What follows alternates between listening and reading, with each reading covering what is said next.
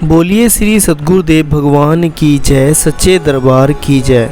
गुरु प्यारे साधकों, महाराज जी अक्सर अपने साधकों को बहुत सारे दिव्य अनुभूतियों के माध्यम से बताते हैं कि उनके जीवन में क्या कष्ट आने वाले हैं या फिर उनके जीवन से कष्ट को किस तरह निकाला जा सकता है और किस तरह हम महाराज जी की कृपा को प्राप्त कर सकते हैं।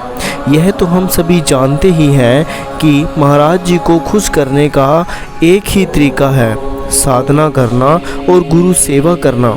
बस हमें गुरु महाराज जी के श्री चरणों में प्रार्थना करनी चाहिए, गुरु महाराज जी के प्रति समर्पण भाव रखना चाहिए और गुरु महाराज जी की साधना जो उन्होंने हमें ये ब्रह्म ज्ञान दिया है इसकी साधना करनी चाहिए।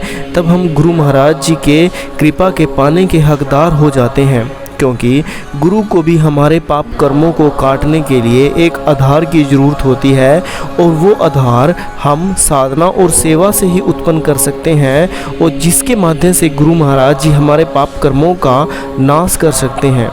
यही कुछ सुनेंगे आज हम इस अनुभव के माध्यम से, जिसका टाइटल है कि दान के लिए भाव महत्व रखता है। बात है वर्ष 2023 की। मेरे पति का स्वास्थ्य बहुत ज़्यादा खराब रहने लगा था। कोई बीमारी भी नहीं थी, लेकिन फिर भी उनकी तबीयत बिगड़ती जा रही थी। उनकी ऐसी हालत को देखकर मेरे मन में अनेक नकारात्मक विचार आने लगते थे। फिर एक दिवस एक दिव्य स्वप्न में मुझे महाराज श्री ने दर्शन दिए। उन्होंने लाल रंग के वस्त्र पहने हुए थे और वे आगे आगे चल रहे थे। मैं और मेरे पति उनके पीछे पीछे चल रहे थे। मैंने कभी प्रत्यक्ष रूप से महाराज श्री को लीला करते हुए, बात करते हुए, चलते हुए नहीं देखा, लेकिन उस दिव्य अनुभूति में मुझे यह सब सौभाग्य प्राप्त हुआ। महाराज श्री बड़ी तीव्र गति से आगे की ओर बढ़ रहे थे। पीछे मुड़कर हमें बार बार जल्दी चलने के लिए कह रहे थे। थोड़ी देर के बाद महाराज श्री के श्री चरण एक माता जी की कुटिया के बाहर थम गए। माता जी के घर के आंगन में एक बहुत सुंदर गाय बंधी हुई थी। महाराज श्री को देखते ही वह गाय बहुत प्रसन्न हो गई। उन्होंने बड़े ही प्रेम से गौ माता के सर पर अपना हाथ फेरा, उनके दोनों कानों को सहलाया और फिर बड़े ही प्रेम से पीठ थपथपाई।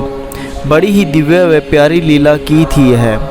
ऐसा लग रहा था जैसे गौ माता महाराज श्री से बहुत ही पुराना रिश्ता रखती है। गौ माता उनके दिव्य प्रेम को प्राप्त कर बहुत खुश हुई। फिर महाराज जी हमारी ओर देखा और बोले, यह गाय तुमने दान देनी है। गुरु प्यारे साधकों, आपने नूर महल आश्रम या दिव्य धाम आश्रम में भी देखा होगा कि महाराज जी अक्सर पेड़ पौधों, पंछी और जानवरों को बहुत प्रेम करते हैं, क्योंकि महाराज जी अक्सर कहा करते हैं कि ये वही लोग थे जिन्होंने ज्ञान प्राप्त करके साधना नहीं की थी, पर गुरु उनका भी ख्याल रखते हैं और उनके कल्याण के लिए भी गुरु महाराज जी ये सब लीलाएं करते हैं। आगे वो बताती हैं कि मैंने आश्चर्य होकर पूछा, महाराज जी हम इस गाय को दान करेंगे? महाराज श्री ने कहा, हाँ माता जी, यह गाय लेकर आप इसे आश्रम में दान करें। इसके बाद मेरी नींद टूट गई और मेरी आंख खुल गई। जब मैंने अपने पति को यह स्वप्न सुनाया तो उन्होंने कहा कि अनुभव तो बहुत अच्छा है, लेकिन हम बूढ़ी माता जी और उनके घर को कहाँ ढूंढेंगे। यह बात वहीं रह गई और कुछ दिनों के बाद भीतर से फिर वही प्रेरणा हुई और मैंने प्रचारक दीदी को अपना दिव्य अनुभव सुनाया। दीदी ने बताया कि आप ऑनलाइन भी गोदान कर सकते हैं।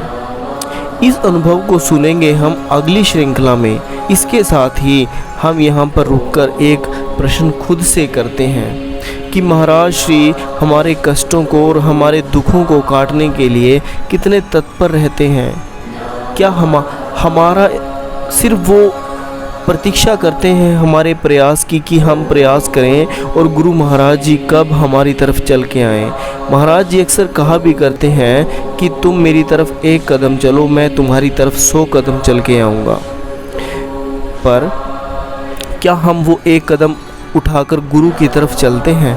क्या हम वैसे शिष्य हैं कि हम गुरु के लिए अपना सब कुछ न्यौछावर कर सकते हैं? स्वामी परमहंस योगानंद जी कहते हैं अपनी पुस्तक में कि ईश्वर को प्राप्त करने के लिए 25% पार्ट एक शिष्य का होता है और 25% पार्ट एक गुरु का होता है और 50% पार्ट ईश्वर का होता है। अर्थात जब हम ईश्वर को प्राप्त करने के मार्ग पर निकलते हैं तब 25% हमारा सहयोग होता है ईश्वर को प्राप्त करने में और 25% ही गुरु का सहयोग होता है और 50% ईश्वर का सहयोग होता है। पर क्या हमें ईश्वर और गुरु का सहयोग प्राप्त करने के बाद ईश्वर की प्राप्ति हो जाएगी? नहीं। योगानंद जी कहते हैं यहाँ पहला प्रयास हमें करना होगा।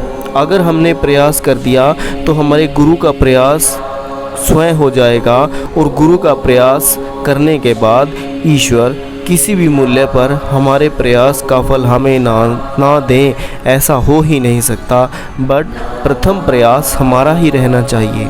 इसी आशा के साथ कि आप नित्य ध्यान करेंगे, गुरु सेवा करेंगे, गुरु दर्शनों में अपने मन को लगाएंगे और ऐसे ही नित्य ध्यान में गुरु महाराज जी के दिव्य दर्शनों को प्राप्त करते रहेंगे। मैं आज के इस दिव्य अनुभव को यहीं समाप्त करता हूँ। तो बोलिए श्री सद्गुरुदेव भगवान की जय, सच्चे दरबार की जय।